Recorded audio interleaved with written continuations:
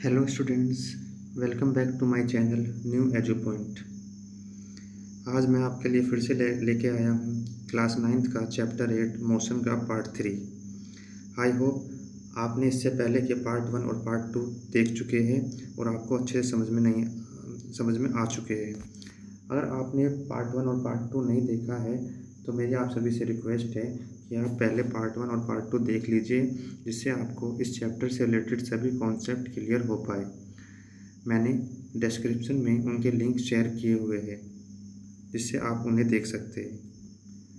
तो last video में हमने ग्राफिकल रिप्रेजेंटेशन ऑफ मोशन में डिस्टेंस टाइम ग्राफ को स्टडी किया था, जिसमें हमने उनमें यूनिफॉर्म मोशन और एंड नॉन यूनिफॉर्म मोशन को पढ़ा था। अब नेक्स्ट है velocity time graph. Velocity time graph को भी हम ग्राफ से रिप्रेजेंट कर सकते हैं। तो आपको एक नीचे फिगर दिखाई दे रही होगी, जिसमें वेलोसिटी और टाइम को डिस्प्ले किया गया है। तो इसमें एक्स एक्सिस पे टाइम को रखा गया है और वाई एक्सिस पे वेलोसिटी को रखा गया है। तो आपको एक स्ट्रेट लाइन भी दिखाई दे रही होगी, जो टाइम के यानी एक्स एक्सिस से बिल्कुल पैरेलल है। तो इसका मतलब ये क्या है? इसका मतलब ये है कि जो इसमें वेलोसिटी है वो टाइम के साथ चेंज नहीं हो रही है, मतलब वेलोसिटी कांस्टेंट है, वेलोसिटी में कोई भी चेंज नहीं आ रहा है, वो टाइम के साथ बिल्कुल ही चेंज नहीं हो रही है और एक्स एक्सिस यानी इस एक्सिस के बिल्कुल पैरेलल है। इसलिए ये एक स्ट्रेट लाइन के रूप फॉर्म में डिस्प्ले हो रही है। ठीक है बच्चों, ये ग्राफ ये रिप्रेजेंट करता है कि वेलोसिटी कांस्टेंट है। नेक्स्ट ग्राफ देखिए, ये भी वेलोसिटी टाइम का ग्राफ है। इसमें भी एक्स एक्सिस पे टाइम को और वाई एक्सिस पे वेलोसिटी को रखा गया है, लेकिन इसमें भी जो लाइन दिखाई दे रही है वो स्ट्रेट लाइन दिखाई दे रही है, ये जो ऊपर की ओर बढ़ती हुई जा रही है। ठीक है, तो इसमें जो वेलोसिटी है वो कांस्टेंट नहीं है। जब इसमें जो वेलोसिटी है कांस्टेंट ना होकर एक यूनिफॉर्मली इंक्रीज हो रही है। टाइम के साथ यूनिफॉर्मली वेलोसिटी इंक्रीज हो रही है, इसलिए इसमें भी एक स्ट्रेट लाइन अपवर्ड डायरेक्शन में दिखाई दे रही है। ओके बच्चों, आई होप आप ये बात समझ गए होंगे। ये एक यूनिफॉर्म वेलोसिटी टाइम ग्राफ है। नेक्स्ट है बच्चों, how to calculate displacement through velocity time graph. Velocity time graph में आप किस तरह से डिस्प्लेसमेंट को कैलकुलेट कर सकते हैं, आइए समझते हैं।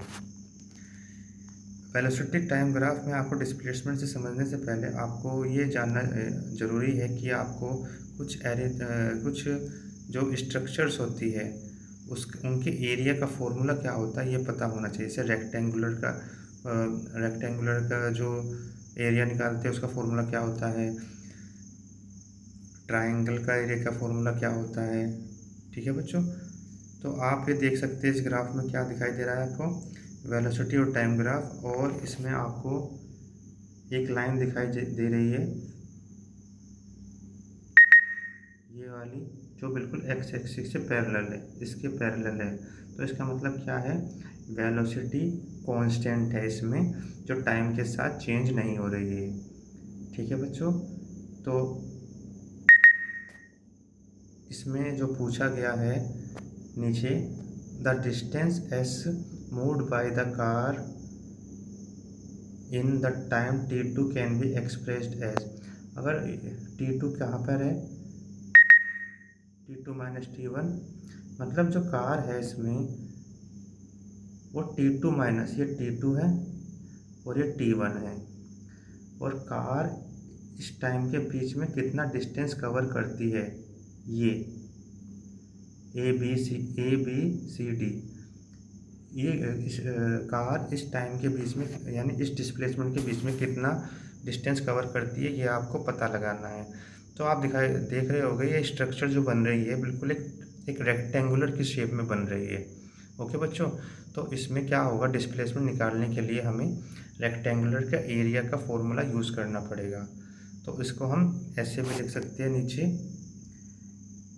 Distance S equal to A C into D C, A C into D C. तो ए सी क्या है, इसमें आपको ये दिखाई दे रहे होंगे नंबर 10, 20, 30, 40। तो ए सी की जो डिस्टेंस है वो कितना है, 40 है। और इंटू सी डी यानी ई C D T2 minus T1, कितना टाइम उसमें लिया गया है। तो नीचे कुछ नंबर भी लिख रखे हैं जो अभी आपको साफ साफ तो दिखाई नहीं दे रहे होंगे, 1, 2, 3, 4। तो हमें तो T2 माइनस T1 की जगह हम देखो ये 1 है, ये 2 है, ये 3 है, ये 4 है। तो T2 माइनस T1 की जगह हम 4 माइनस 1 यानी 4 माइनस 1 यानी 3 लिख सकते हैं। तो 40 इंटू T2 माइनस T1 यानी 3 को जब कैलकुलेट करते हैं तो 120 किलोमीटर आता है। ओके बच्चों, तो इस तरह से हम डिस्प्लेसमेंट को कैलकुलेट कर सकते हैं वेलोसिटी टाइम ग्राफ में। ठीक है, इसी तरह एक और एग्जांपल देखते हैं हम। ये भी वेलोसिटी टाइम ग्राफ का ही एक एग्जांपल है, लेकिन इसमें जो मोशन हो रहा है यूनिफॉर्मली अपवर्ड डायरेक्शन में हो रहा है। ठीक है बच्चों,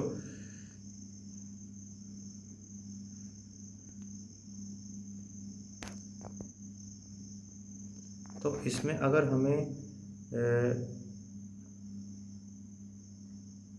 यहाँ ए से लेकर यहाँ तक का जो डिस्प्लेसमेंट हुआ है उसको कैलकुलेट करना है, तो हम कैसे करेंगे। सबसे पहले तो हम ए से नीचे की ओर लाइन खींच देंगे और उस पॉइंट से भी नीचे की ओर लाइन खींच देंगे। तो इनके बीच का जो डिस्प्लेसमेंट होगा उसको हम कैलकुलेट कर सकते हैं। तो इस पॉइंट से हम एक एक्स एक्सिस के पैरेलल एक लाइन खींच सकते हैं।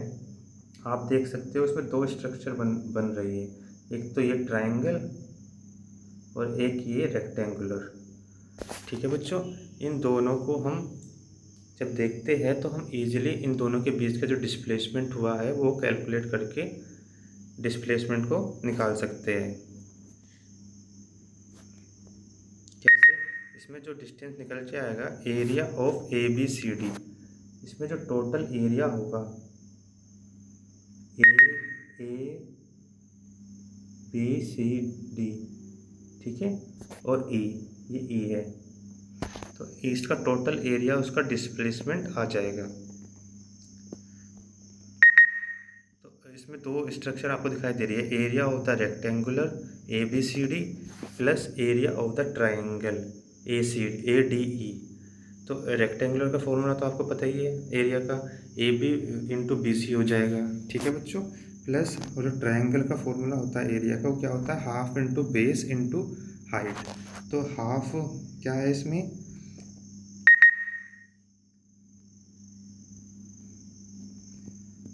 बेस क्या हो जाएगा AD, बेस हमारा ये हो जाएगा AD, और हाइट क्या हो जाएगी DE, ये DE हो जाएगी।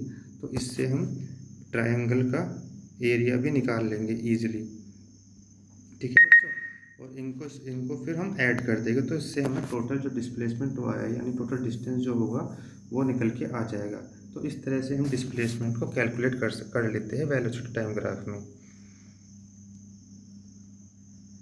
अब नेक्स्ट देखते हैं, ये भी वेलोसिटी टाइम ग्राफ का ही टाइम ग्राफ है और नीचे भी वेलोसिटी टाइम ग्राफ है। दोनों ग्राफ क्या शो कर रहे हैं, जो ये फर्स्ट वाला ग्राफ है इसमें जो वेलोसिटी है वो क्या हो रही है, डिक्रीजिंग हो रही है, डिक्रीज हो रही है। यानी स्टार्टिंग में जो वेलोसिटी ज़्यादा थी फिर वो टाइम के साथ साथ कम होती हुई दिखाई दे रही है, इसलिए जो ग्राफ बन रहा है ऊपर से नीचे की ओर आ रहा है। तो इस तरह के मोशन को हम कह सकते हैं डीएक्सेलरेशन।